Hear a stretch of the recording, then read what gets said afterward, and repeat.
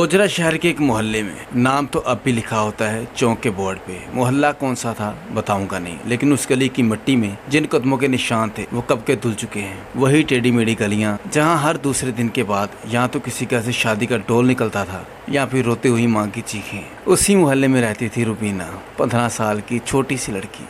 छोटी सिर्फ उम्र से थी, लेकिन उसकी आंखों में बरसों का दुख जमा था। वो हंसती थी, लेकिन उसकी हंसी कभी आंखों तक नहीं जाती थी। रुबीना का घर 2 कमरों का एक पुराना मकान था। एक कमरा सिर्फ एक चारपाई और एक लीकी फैन के लिए था। दूसरा कमरा माँ का रसोई घर भी था, किचन, बाप का सोया हुआ गुस्सा भी। छत से जब भी बारिश का पानी टपकता था, माँ बोलती थी, छत से पानी नहीं गिरता बेटा, बस अल्लाह रो रहा होता है हमारी हालत पे। अल्लाह को दुख होता है, उसके आंसू छत के जरिए यहाँ पर गिरते हैं। उसके पास ना नए कपड़े थे ना नए ख्वाब, सिर्फ एक पुराना सा स्कूल बैग जिसमें हर वक्त एक टूटी हुई जिप होती थी और आधी घिसी हुई 2 पेंसिल्स। पर रुबीना उसी से दुनिया जीत लेना चाहती थी। उसका बाप गुलाम रसूल, उसके मुंह से सिर्फ 2 लफ्ज निकलते थे, चुप रह या थप्पड़ खा। वो आदमी कभी रुबीना से प्यार नहीं करता था, और जो करता भी था उस प्यार में घूंट भरी होती थी। हर बात पे कहता, लड़की की पढ़ाई का क्या फ़ायदा, कल को किसी के घर चले जाएगी, क्या फ़ायदा, पढ़ाना नहीं है ना पढ़ाओ। बट अम्मी थोड़ी बहुत कोशिश करती थी। रुबीना की अम्मी खामोश सी औरत थी, ना ज़्यादा बोलती थी ना ज़्यादा रोकती। बस हर रोज़ सुबह गली के किनारे बैठती, बर्तन धोती और रात को रोटी बनाते वक्त आंखों से आंसू चुपके से पोंछ लेती थी। किसी को बताती नहीं थी। मैं उसी शहर का हूँ, लेकिन रुबीना मेरे मोहल्ले की नहीं थी। वो स्कूल जाने के रिक्शे में मिलती थी। जिस रिक्शे पे मैं जाता था वही रिक्शा उसे भी पिक करता था, इसलिए मैं जानता हूँ। डिटेल बताऊंगा नहीं। नीला बैग कंधे पे था उसके, सिलाए हुए जूते और आंखों में वो सवाल जिनके जवाब अल्लाह के पास होते थे। वो ज्यादा बोलती नहीं, लेकिन उसके चेहरे पे लिखा होता था कि वो हर रोज अपने ख्वाब से लड़ रही है। मैंने कभी रुबीना से बात नहीं की। उसे देखकर लगता था जैसे कुछ टूट रहा है, अंदर बाहर हर जगह।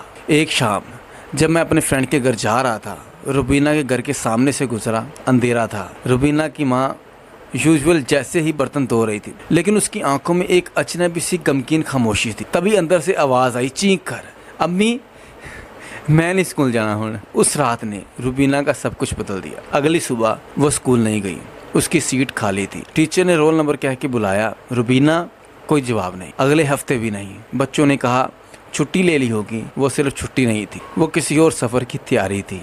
लोग कहने लगे रुबीना बीमार है, पर वो बीमारी डॉक्टर ने नहीं, मोहल्ले ने दी थी। हर रोज़ के तंज, गलियाँ, वो लड़के जो रास्ता रोकते थे और गुलाम रसूल का वो गुस्सा, सब मिलके उस रूह में जहर भर रहे थे।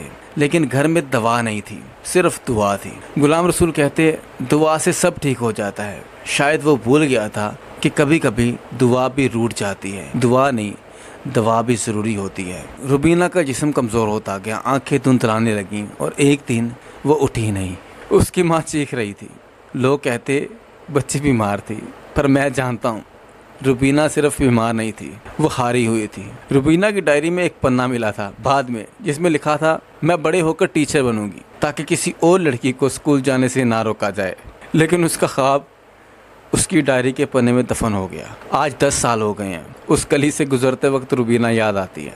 हर बार लगता है वो किसी कोने से निकलेगी और कहेगी, मुझे स्कूल जाना है, आज लेट नहीं होना। लेकिन अब वो सिर्फ एक याद है, एक नाम जिसे लोग भूल चुके हैं, और एक वजह जिसे किसी ने समझाई नहीं। कुछ लोग स्कूल छोड़ देते हैं, कुछ लोग दुनिया ही छोड़ देते हैं। रुबीना उन दोनों में शामिल थी। आप इस बारे में क्या सोचते हैं कमेंट्स में लाजमी लिखिए। वीडियो अच्छी लगे तो लाइक करें और लोगों तक शेयर करें।